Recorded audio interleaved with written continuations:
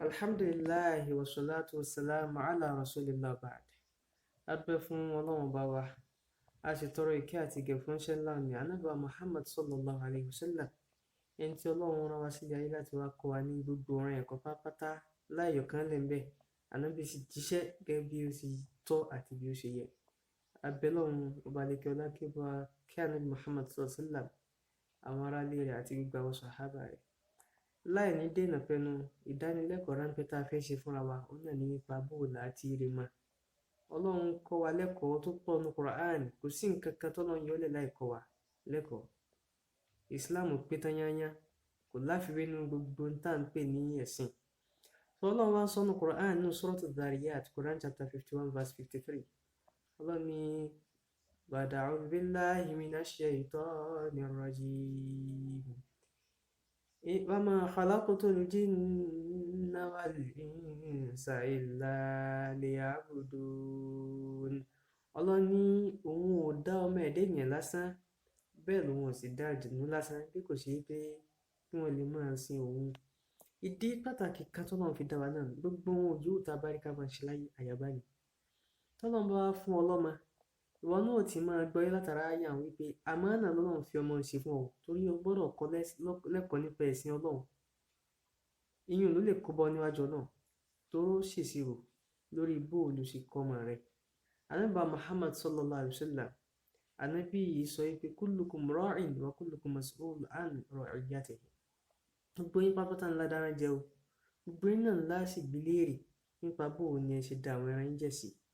Àwọn ẹran tí ànábì sọ pé à ń dàjẹ́ yìí kì í máa ṣàgùntàn lànábì ń sọ, bẹ́ẹ̀ ni èsì ìṣewúrẹ́. Àwọn ọmọ rẹ̀ mọ̀ ní àtàwọn ìyàwó rẹ̀. Fún de eléyìí, ó gbọ́dọ̀ mọ tó ń ṣe.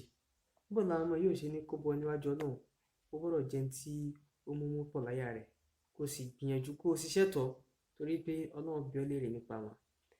Ní ṣókí ní tí a sọ fún wa lónìí nù, kí Ọlọ́run jẹ́ kí ó wúlò fún wa, kó ṣe wá láǹfààní. Kí n wá tó lọ fún tòní, ẹ jẹ́ á máa ṣe àdúrà fún àwọn ọmọ wa lọ́pọ̀lọpọ̀. Ẹ jẹ́ á máa ṣàdúrà fún wọn lọ́pọ̀lọpọ̀. Kódà tá a bá ṣẹ̀ wá, ẹ jẹ́ á ṣàdúrà fún wọn, ká ṣèbáwí fún wọn, ká sì tún máa ṣàdúrà fún wọn náà. Torí pé ọmọ tí ó bá gbọ́n tí ó lẹ́kọ̀ọ́, ó gbọ́dọ̀ ní ìbáwí. Ìsìláàmù ní a máa bọ́mọ wí, á bọ́mọ wí tó bá ṣe tí ò da tí ò tọ́, á sì tún máa fi àdúrà ràn wọ́n lọ́wọ́. Pé kí Ọlọ́run kó dákun nínú ọlá ńlá rẹ̀ kó bá wa tọ́ àwọn ọmọ wa sọ́nà, kó tọ́ ọgbà náà sọ́nà, kó fi ẹsẹ̀ wa rinlẹ̀ nínú Ìsìláàmù. Ustaz wa kan ní a lọ sí ibì kan jọ kan, wọ́n sì kọ orin kan. Orin wọn wá wù mí kí mi náà kọ lónìí. Orin náà lọ bá wípé hasibunallahu jọ̀mọ́ mi ó yanjú, tọ́mọ bá yanjú tán jẹ́mi náà ò jèrè ọmọ.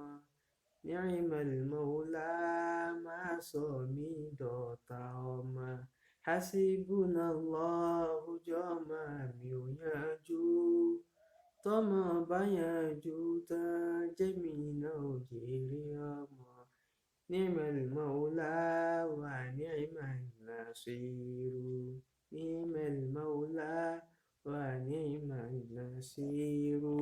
Ni'mal mawla wa ni'mal wakilu. Kí Ọlọ́run bá kódà kókó já jèrè ọmọ kó gbọ́dọ̀ wá. Ìwọ̀n bá ráńpẹ́ tá a sọ fún wa ní. Wassalamu alaikum wa rahmatullahi wa barakatuhu.